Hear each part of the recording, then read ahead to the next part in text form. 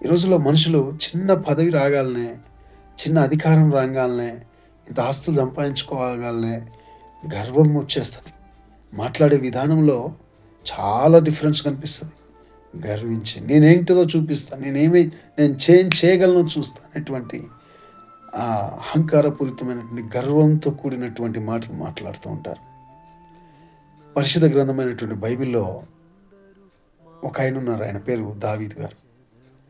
ఆయన ఏమనేదంటే కీర్తనలు 34 అధ్యాయం 7 వచనాన్ని చదివితే కీర్తనలు 34 7 అధ్యాయం. ఆ 34 అధ్యాయం 7 వచనంలో చదివితే ఒక మాట ఉంది.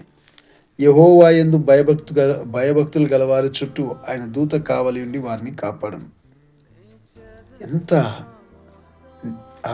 ప్రసన్నమైనటువంటి నెమ్మది కలిగినటువంటి మాట చూడండి. ఎవరైతే ఆయన యందు భయభక్తులు కలిగి ఉంటారో దేవుని యొక్క దూతలు వారిని కాపలాగా ఉండి వారిని కాపాడుతుందంట. దూతలు కాపాడతారంట. ఈ మాటలు మాట్లాడిన వ్యక్తి ఎవరు తెలుసా? భక్తుడైనటువంటి దావీదు. ఈ దావీదు ఎవరో తెలవాలంటే మీకు మొదటి దినవృత్తాంతాలు 21 అధ్యాయము 5వ వచనాన్ని చదవండి.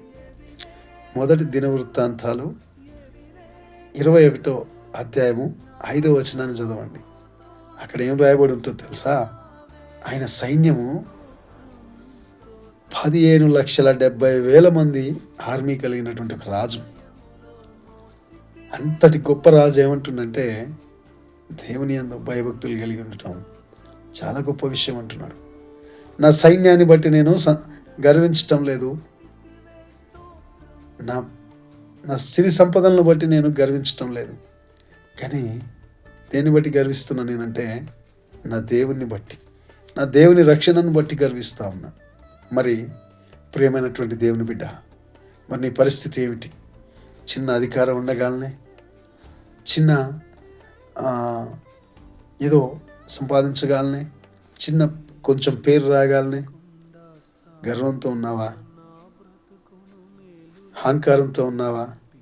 అయితే దేవుడు నీతో మాట్లాడుతున్నాడు.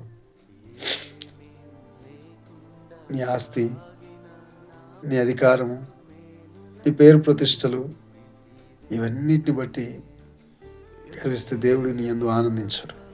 ఆయన వినయము, విధేయత ఎవరి హృదయంలో ఉంటుందో వారిని ఆయన ఇగో ఈయన నా కుమారుడు, ఇగో ఈమె నా కుమార్తె అని దగ్గరికి తీసుకునేటువంటి దేవుడు.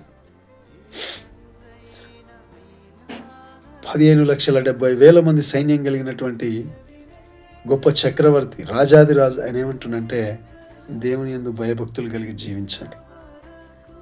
మరి నీ పరిస్థితి ఏమిటి? ఏదో చిన్న అధికారం రాగాలనే నేనేంటో చూపిస్తా, నేనేందో మీకు తెలియపరుస్తా అనేటువంటి గర్వపు, అహంకారపు హృదయంతో మాటలతో జీవిస్తున్నావా? నీతోటే మాట్లాడుతున్నాడు దేవుడు.